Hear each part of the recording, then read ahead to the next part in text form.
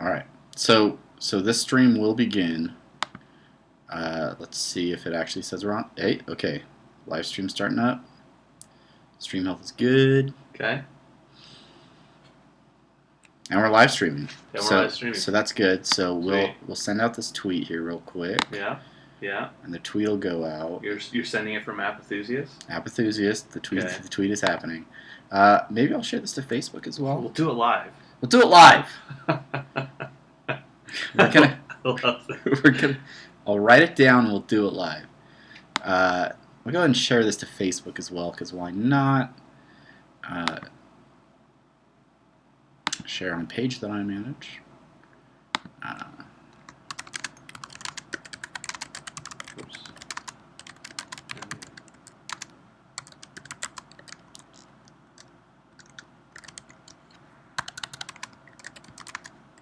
Hello. Boom. And it's on Facebook too. So what more do you want?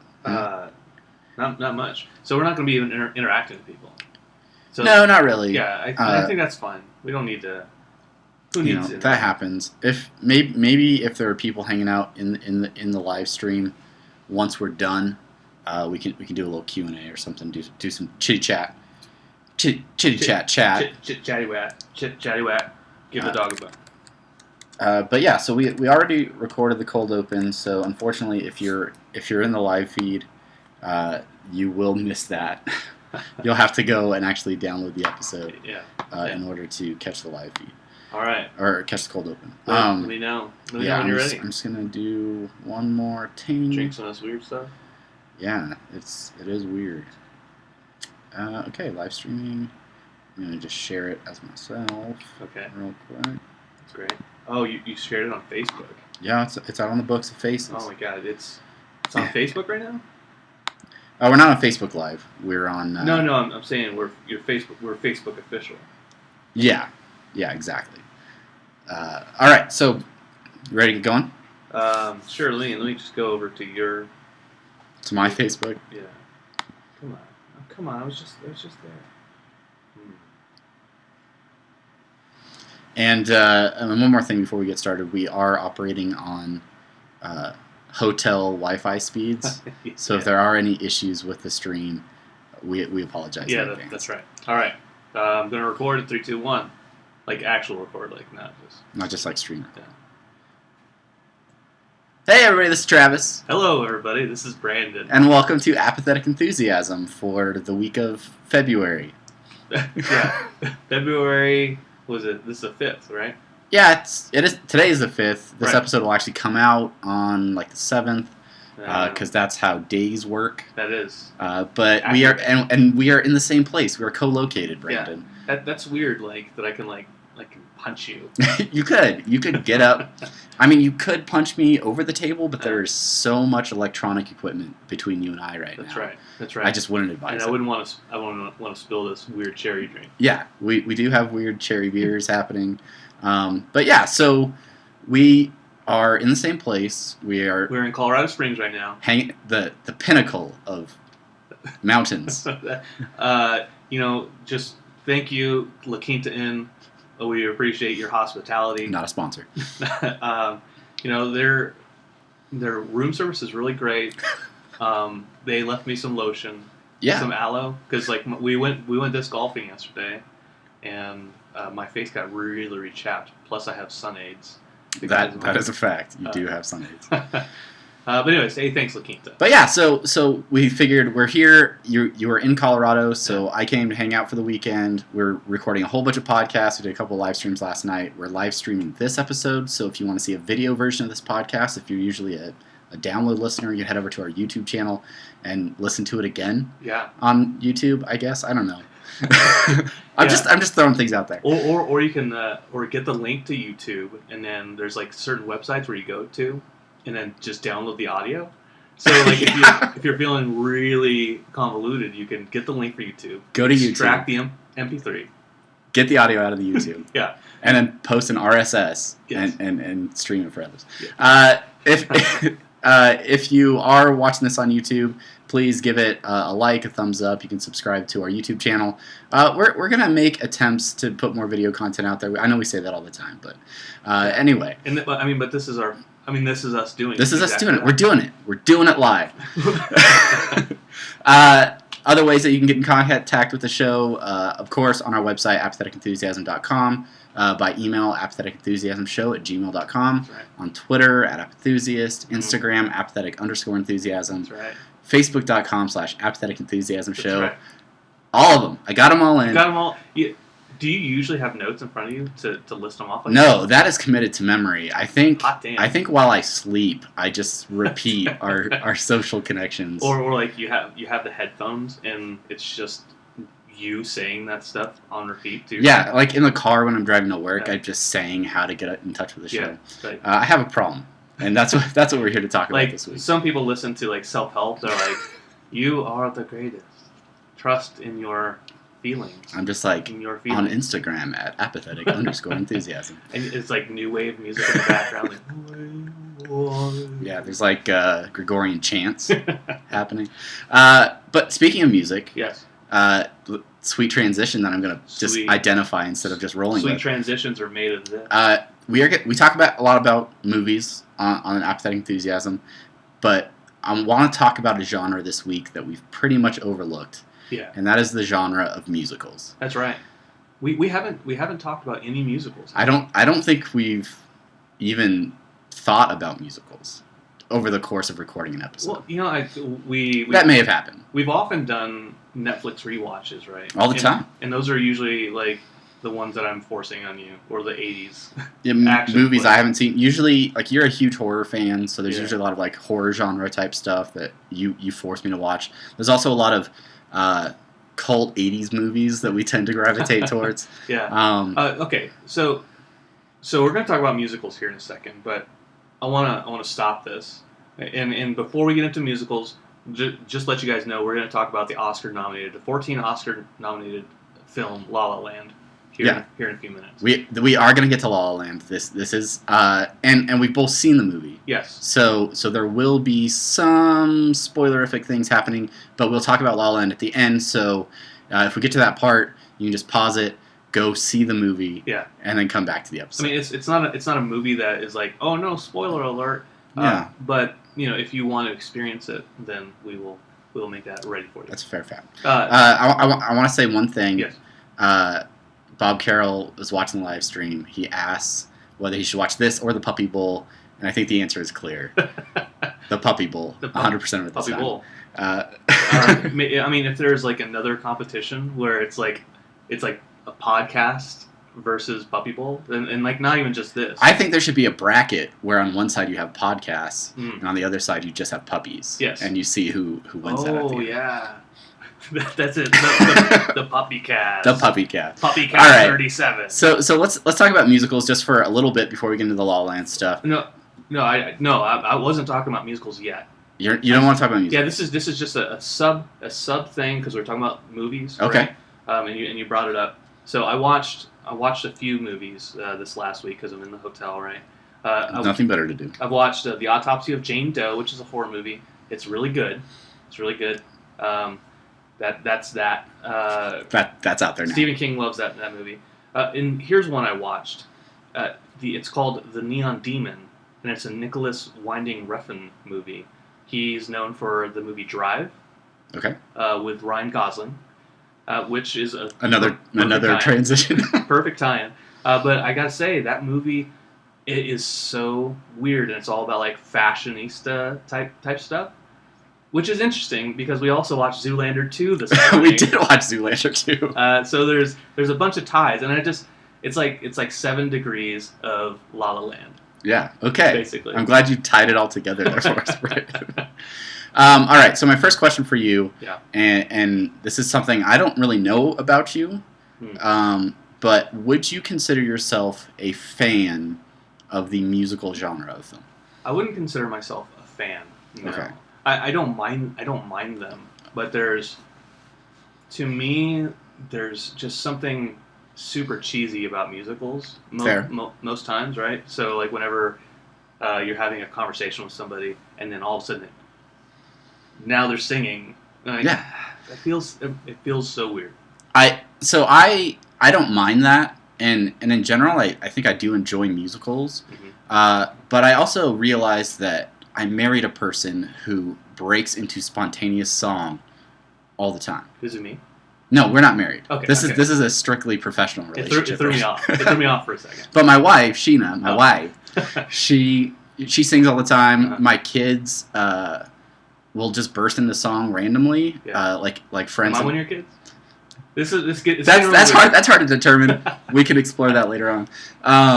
But yeah, like they would call out my wife because my kids would just be playing and breaking a song, and they'd be like, "Sheena, this is your influence. This is it." So my life is basically a musical. Is what I'm saying. Okay. And I love my life. You love your life.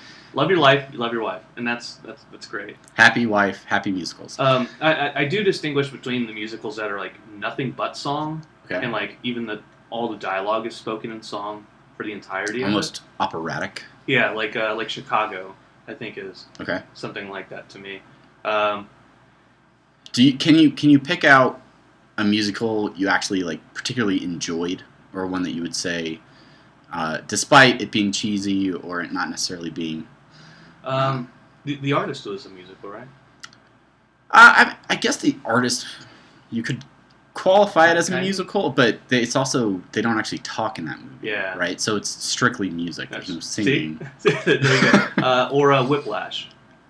Whiplash? Okay. Whiplash is like, it is kind of a musical in a way. Right? Music is a central connecting thing throughout that. So, yeah, I mean, it's hard for me to say, like, oh, I love musicals. Yeah. I mean, when I was in drama and but you tolerate them. Yeah. You tolerate music. I was in the Pajama Game in high school, and I played the grandfather. For the main character. I know nothing about this story. Oh, okay. So let me just tell the story. So I'm in this musical, right? And I'm just a crappy part because they don't have any. They didn't truly appreciate your gifts. Exactly right. At that time. So my character had a stamp collection. Okay. And so when the love interest comes to the house, I'm an old man. I'm trying to show him my stamp collection, right? And at some point in time, I just thought it was funny to just pull random stuff instead of a stamp collection. And so like, I forget what I brought out there, but like I just brought like a book with a single quarter in it. And I was like, here's my coin collection. And everybody was cracking up. So we did it 3 nights in a row. And so I kept changing it up every time. And then the teacher, Mr. Bierman, he was like, Brandon, look, we all know it's funny to improv, but please do not do it anymore. And you're like, just say yes. I said, we'll do it live. We'll do it live. We'll do it live. We had this. I love that we have a live chat because people can give us info. Yeah. Trailer Hitch. Hey, Justin. What's up? D-Man? He mentions Little Shop of Horrors. Yeah. I mean, I feel like that's right up your alley. Okay. Yeah, actually, absolutely. You got it, D-Man. No, nailed it, yeah. Yeah. Little Shop of Horrors. That's perfect. So we talked a little bit about... Steve Martin is so great in that. It is. It's good. And it's a comedy. There it is. So, because it's not taking itself too seriously... There it is. I think that you can... Yeah. I think you can get behind it. Plus, also, it goes into that whole I love horror movies. Yeah, and so it's like death and blood. It's like a horror movie musical. Yeah. It's perfect. Although in the original, Audrey 2 actually takes over the world, right? Okay. But neither here nor there. They changed it up. Was Sweeney Todd? That was a musical too. Right? Yes, but I'm not a huge fan of Tim Burton. Are you a fan? There's unspoken stuff that can pick up on the camera now. Are you a fan of Tim Burton? I am a fan of Tim Burton. Really? More of his earlier stuff than some of the more recent stuff. Brandon is disrobing on the live cam right now. It's getting warm in here. I get your fiery gaze. I consider myself a Tim Burton fan. I'm not crazy about Tim Burton, but I do like Tim Burton. Okay, all right. I mean, his early stuff I appreciated, right? And then I feel like he sold himself out creatively. Yeah. Where he's just like, you know what? I'm just I'm not going to try anymore. Like the Willy Wonka stuff. Yeah. I've established my aesthetic. Yeah. Everything's all dark and gothy and whatever. Okay, so I think we've established I'm pretty okay with musicals in general. There are some musicals you enjoy, but you don't gravitate towards them. Yeah. Do you think that the fact that when we were growing up, the only really musicals that were coming out were like Disney animated features? Do you think that has a role? Because I mean, in the 50s, musicals were like the thing. That was the big. They were the thing. The movies too. They were musicals. The thing. The. Right when Gene Kelly is dancing with Jerry, the mouse. Yeah, exactly. Exactly. But I mean, Singing in the Rain and White Christmas, all those movies that I go back to all the time. It was the thing. Oh crap! I hit that thing. Comment. I'll just throw this out there.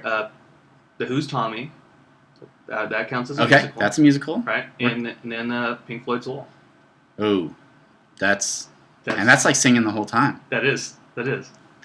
I feel like we're learning things about you live on this episode. I like rock and roll. Things you didn't even know about yourself. I like rock and roll. All right, well, good. So we've established we both love musicals. Yes. I think that's where we are now. So let's talk a little bit about this movie, La La Land. That it's out in theaters now. It is getting a lot of critical praise. Yeah. Out at the Golden Globes, it won, I think, every award possible. Awards. All of the things. Mm-hmm. It is. I think it tied a record for Oscar nominations for Oscars next month. Yeah. I think that's right. Yeah, and generally, if a movie gets that much buzz, I want to see it, regardless of the genre or what is. I tend to try and make an effort to see all of the Best Picture nominees in a year. So even if it's something that I don't think I'm necessarily going to like initially, I was like, okay, I'll check it out. And is that sort of the same reason you wanted to see it, or what was your? I've heard when something gets nominated for 14 Oscars, you're like, okay.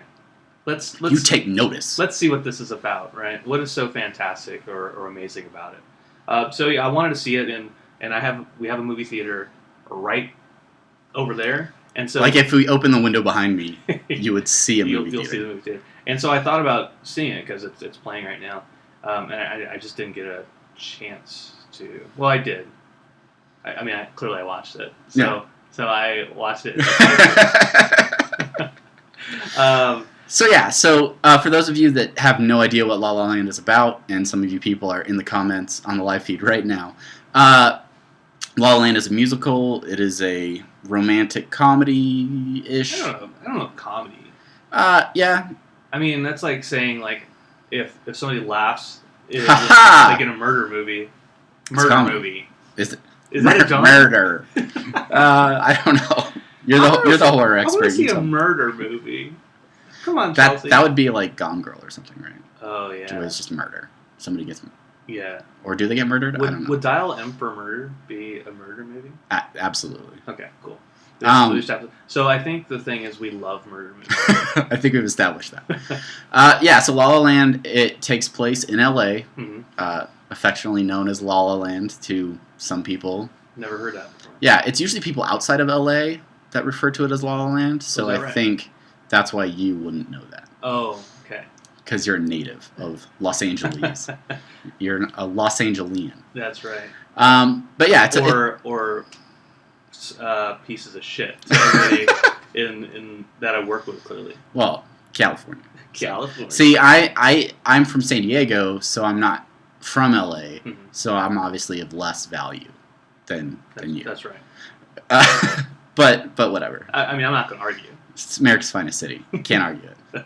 Unless you have a football team. Yeah. Then you can. Anyway, so La La Land has Emma Stone, Ryan Gosling. They develop a love interest situation, and it's a musical.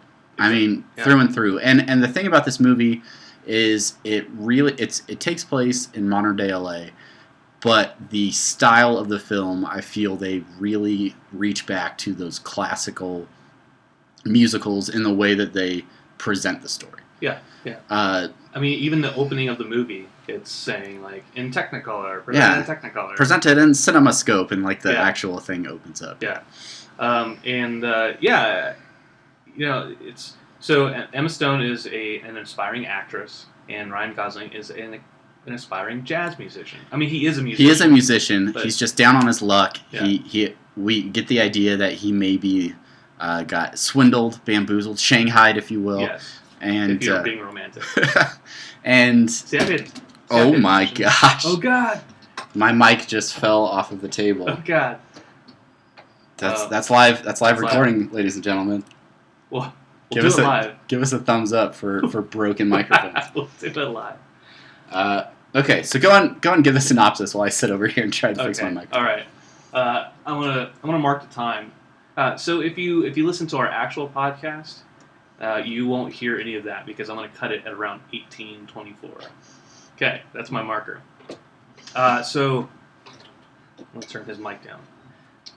So all right. So again, aspiring jazz musician. He's kind of like one of those folks who he wants to be a traditionalist, and it's like, hey, everybody needs to love jazz. And she's like, I work at a coffee shop on the Warner Brothers lot. But eventually, they meet, and then they start falling in love, and things happen. And then he kind of sacrifices his dream to open up a jazz club to go on tour with famous artists. Yeah, it's John Legend. John Legend. Yes. Well, it's played by John Legend. He's not the actual... That's not John Legend? I mean, the actor is John Legend. Oh, but that's not his name, and his name is like Nick, or... It doesn't matter. Doesn't matter. This is not going back on, by the way. Oh, okay. All right, so mark the time, and live folks, just hashtag deal with it for a minute. Hashtag. We'll talk about something else. Let's talk about comments from the people that are probably... Here, you deal with that. All right, did our live stream die as well? No, it's still shows it's still going. Oh, okay. What happened to it?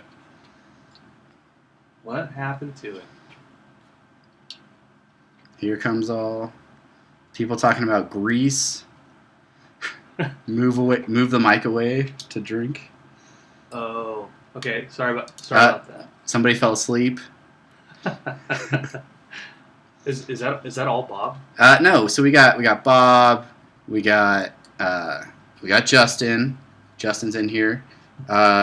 Chris from NCOA is here. Oh, hey, Chris. My NCOA? No, mine. Or your NCOA? Just so everybody knows, this broke off of my mic stand. Oh, snap. Literally. All right, we're close. We're real close, guys. Real close.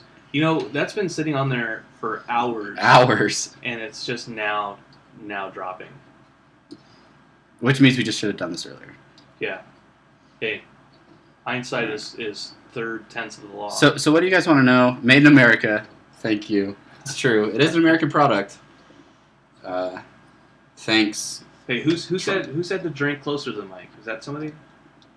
I mean, you can't hear it in this mic, and I'm not close enough to that other one to. That was Chris saying I move away from the mic to drink. It's true, I do. That's something I do. Yeah, but I'm gonna tighten this real. But I'll clean it up in post. All right. I'll clean it up in post. You can see the post right. So that's on there. I just got to get a pop filter on here, and then we're back in business. Poppy.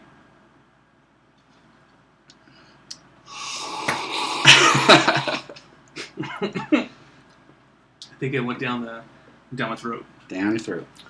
Down my throat. My gain feels incredibly high, by the way. I don't know. No, your gain's fine. It's because you're fudging around with it. I feel like we are. We're really letting the viewers in on the inside baseball of podcasting. That's right, baseball. In podcasting, they do baseball references. Yes, they do.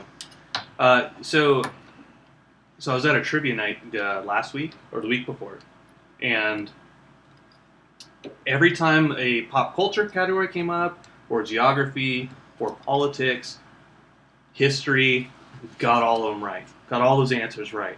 And then the sports category came up, and I lost it. Every single time. So like, I'll be like, who wrote the Magna Carta? I was like, got it. Nailed it. Who was inducted into the Baseball Hall of Fame last week? I don't know. Idea. Ray Romano. I don't know. I just don't know. All right, I think we're back. Okay. So did we record all that as well? Yeah. Okay. I just didn't want to stop. I can't blame you. Don't stop till you do it live. All right. So, La La Land. La La Land. After some technical difficulties, you talked about it being about a struggling actor and a musician who wants a jazz club. It's a little bit about life in LA, and I think for certain people, I think a lot of people that go to LA looking to find success in film or that sort of industry, it can be a struggle for them. I like the way that they kind of show the struggles for Emma Stone's character and how everybody's kind of doing the same thing down to where they're showing everybody down to a T. Down to a T. Down to the clothes that they wear. Where she walks out of that one audition, and every person is wearing the exact same thing as her. Yeah. I didn't catch that. It's hard. It's kind of showing it's hard for her to stand out and make a name for herself. Yeah. And I think we can relate to that. I think we can. I was telling you yesterday that I had this conversation with a coworker about musicians and bands. It being harder nowadays to be known, like to get that attention, right?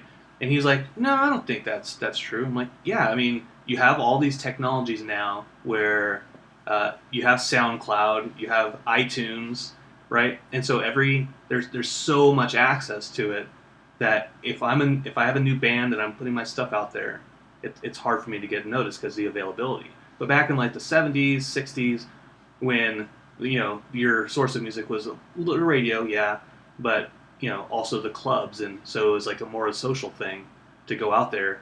Your availability is limited. That means it was easier, right? And he disagreed with me.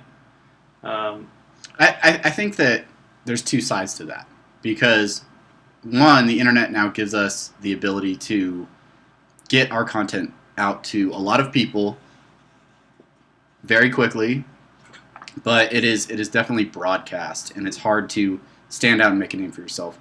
70s, even early 80s, if you become really popular in like a club scene or something like that, then that growth can kind of start to generate. But I think it's the people that are doing something uniquely different that can somehow kind of make a name for themselves and change. And I think of I was watching this documentary about music coming out of New York, right? Or the CBGBs, like all these bands that came out of like this one club, like Blondie and the Talking Heads, like that they became famous because they were all there in this hub of popularity.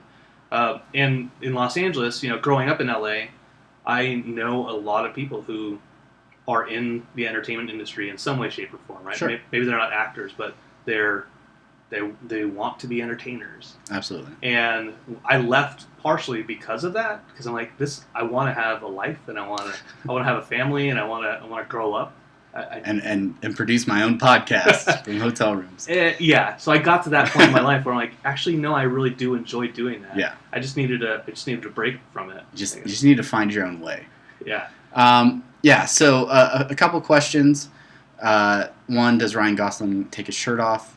I don't think so. No, he doesn't. He does take a jacket off at one point. And I can see his pecs. But he does a lot of dancing. Yeah. A lot of choreographed dancing. What did you think about the dancing in the movie? Can I just say, I don't dislike Ryan Gosling. But he does look really good in a suit. like I'm not like a nice tailored suit. Just looks sharp. I mean, credit where credit's due. He does look pretty good in a suit. I'm glad that's what you took away from the movie. So I can't fault Chelsea at all for thinking that he's hot. Who's in the live stream now? Oh, okay. So there you go, Chelsea. I can't fault you because he looks good in a suit and tie. Yeah. I'm like, man, I've got a lot of work to do. I need to stop drinking so much and go hit the gym. Yeah. No, I think I'm fine with some of the dance scenes and things like that. There are times when it doesn't ruin the movie for me, except in one spot, and that's when they go to the observatory. Yep. Keep them coming. Already broken a microphone. But they go to the observatory, and yes, it's an artistic expression, and movies, there's no limits, but all of a sudden they start floating. Yes. And then they're like dancing through space. And yeah, I guess you can interpret that as like their emotions are reaching new levels and blah blah blah, lovey-dovey stuff. But for me, it totally like breaks the movie for me, and I'm like, okay, this is sure. Tons of people dancing on the freeway in the opening scene of the movie. I got it. Yeah. Traffic is bad in LA, but the floaty dancing, I could. It's not my favorite. Yeah, that took me out of it just a little bit, especially when she was like, "There's nothing to grab onto," and then they start burping to come down.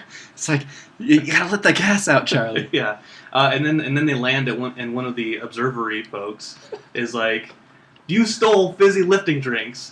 You touched the ceiling, which now has to be washed, so you get nothing." Yeah. And then, you've got a golden ticket. Okay, Willy Wonka and the Chocolate Factory. So we may have started watching a different movie halfway through. Not absolutely positive. Okay, we're talking about musicals. Willy Wonka and the Chocolate Factory. Every song in that is good, except for Cheer Up, Charlie. It just drags the whole movie down. It is the worst. It drags it. It does. All right, so we saw this movie because of critical acclaim. I think it does have a lot of good things going for it. From a filmmaking perspective, I think the cinematography is outstanding. I think that there are individual pictures. If you were to pause the movie and look at it, it's just composed really well. They can tell a story just through the visuals. So if you don't like the musical aspect, you can turn it off, I guess, and you can mute it. But yeah, and I think there are some really cheesy parts, but overall, from a filmmaking standpoint, I really like a lot of the things that they did. Yeah, and I think that's why this movie is so acclaimed. It's not because it's a musical. It's because those set pieces are pretty awesome. Like when they're at the observatory, right? Observatory. I was gonna keep up with the joke. I was like, no, you let it die. I'll let it die. But there's a part where there's like a circle, right? And I forget what it is. I think there's there's a pendulum at the observatory. I think that's what it is, right? So that like goes through the upstairs and then down. Right. Yeah. So it's like kind of like a well, right? And so they're dancing, Gosling and Emma Stone. They're dancing around this circle. So that means that the camera is also like it's going around with them, and they're timing it perfectly to where like they're doing like a little flourish in front of the camera, and then it backs out again. Right. And like that stuff is really, really cool. And even that opening scene when they're on the overpass, right, in traffic, like there's so much stuff going on with there. Absolutely. And that's to me that's super impressive. I will give a shout out to Mandy Moore, not the singer / actress, but Mandy Moore, the choreographer who did all the choreography for the dancing. Any closet So You Think You Can Dance fans in the audience, she was on that show a lot. And I watched that show with my wife. I'll admit it. This is about truth in podcasting. And I think she does a great job with the dance. She does. The other thing that I really liked and my eye was drawn towards is their use of color. And so the entire movie I was looking for instances of the color use in their costuming and as well like as the lighting, right? Sure. And there's a part where before they're really together yet, Emma Stone is walking and she's in a blue dress, and then she stands in front of like this window, but it's neon lighted and it's like a red square. And she stands in the middle of that red kind of square, and then that blue on the red glare on the blue is somehow representative of their relationship or her getting affected by him. Okay. And so if you pay attention in the movie, like anytime the lights dim red, it's like her and him coming together in a way. Interesting. Because you'll notice like the colors that she wears are very, very flat, and it's the lighting that kind of highlights everything. Absolutely. That's a very strong point. You should get a master's degree in film. One thing at a time. Absolutely. Podcasting first. You gotta have your priorities straight. Overall, there are a few people that are asking why should they go see this movie? If you're not particularly like a musical fan, or you're not a stuffy film critic type, should they go see this movie? Those stuffy ones. If you don't like musicals, I would say you don't have to see it. Okay. Right? What if you like musicals but don't know you like musicals? I don't know. I think it's a good movie. It didn't take me too much to be convinced to watch it. That's good. And I'm glad I did. And this is something we talked about before we started recording, and I think we maybe mentioned it a little bit. But I think I liked it more because it was in Los Angeles, and so there's that little part of me that's like, God, Los Angeles. Good old LA. I kind of miss I you. love LA. I'm like, and you joke like, remember in the 405 traffic when everyone started dancing and singing? Like, yeah, sunny day. Every time. Just another day of sun. Yeah, well, I enjoy the movie. I've watched it a couple times now. And I think the musical part of it I'm good with, but I think it's those other aspects of it from a filmmaking standpoint that I like the way that they enhance the story through the way that it's shot and the way that they use color and light and things like that. That's right. Things you have to actually project moving pictures on the screen. Makes sense. Overall, let's do a 1 to 10. What would you rate this film? Oh, do I have to do 1 to 10? Can I do it in a different any rating style you want? Okay, I'll do it out of 10. Good choice. I will give it an 8.5. 8.5. Yeah. Strong. I mean, just because it's a musical, right? It doesn't get the full 10. You can't go full 10. I'd give it a 9. Yeah. Because I think it is a very well produced film. Yeah. And I've already watched it twice. That's right. So. All right. So it kind of reminds me of there's a part where she's doing the scene where she's acting in front of like the casting directors, right? Like that final rehearsal? A couple different times. Okay. Anytime she's in front of the casting directors and she's doing, she's auditioning, it always reminds me of Mulholland Drive with Naomi Watts, and she's going up there and she's like auditioning and she's getting really emotional in front of everyone, and like the whole meta aspect of those types of scenes is cool to me. Like you're a damn good actress that you're acting inside of an acting. Yeah, I like when she acts really poorly in scenes where I'm like, she has to act well enough to know how to act badly. Yeah. So I give her credit for that. There's the very first audition she's in, she's like super emotional on the phone, and you can see someone like peering in the window behind her and then like interrupting her audition to get like a sandwich order or something. And it's just like it completely takes you out of the emotion of what she's doing. And I think that is a nice compliment to just how hard it is for actors to actually do what they do. Yeah. All right. Did I give it a 9? Yeah, I gave it a 9. So that's our thoughts on La La Land. Just one of many Oscar-nominated films. We'll probably do an Oscar special. Yeah. Because we have every year that we've done this podcast. Absolutely. So, and we don't want to shirk tradition. We can't break that tradition. So shirk. Yeah. That's a word, right? What's the word you've been saying all weekend? Luck. Burn. Yeah. Burn. Bradley Cooper movie made several years ago that happened to be on TV. We ended up watching a fair bit of it. Yeah. And where he's a chef. He's a chef. Yeah, and he's a chef, and anytime he puts spices on stuff, he just goes like. He's like the throws it. So who's the meme guy right now? The Salt Bay. Salt Bay. Yeah, he's kind of like that guy. Can I just say like that? The first time I saw one of his videos, of like, and now they're just doing too much with Salt Bay, where I'm like, that's okay, enough. That's enough Salt Bay. Enough. You've had your time. You've had your 2 minutes of salt. Wow. Are you a little salty about Salt Bay? That was bad. Kosher. Everything's kosher with me. Yeah. All right, guys, this is our episode. Thank you so much for listening. Thank you for watching. If you joined us in the live feed, thank you so much for that. If you enjoy the podcast, please subscribe. Head over to your podcatcher of choice, and please rate it as high as it goes on that podcatcher. Yeah. I don't know all the rating scales. You know, iTunes, they have 5 stars. Some others may do things different. Try to be unique. Maybe there's like a 100 scale. Yeah, maybe they get really finite with how they rank things. So just push it all the way up. And if you want to leave a review, that's fine. We're not telling you have to do that. No. Maybe just tell us what your favorite movie is. Maybe just tell us what your favorite musical. Yeah, your favorite musical. Yeah. Good idea, Brandon. Thanks, Travis. Thank you so much for listening. And that's it. That's it. We're done. Thank you for watching. We'll see you on Seacrest out. I'm Brandon. I'm Travis. Bye-bye. Bye. All right, and bonus content for all 4 of you watching in the live feed right now. 4 of you. Thank you so much for watching through our technical difficulties.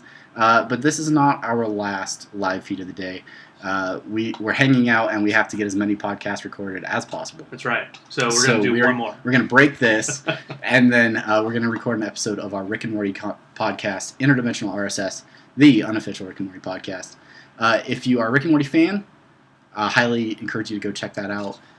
If you don't care about Rick and Morty, tell a friend who does, and let them know about the podcast. Yeah.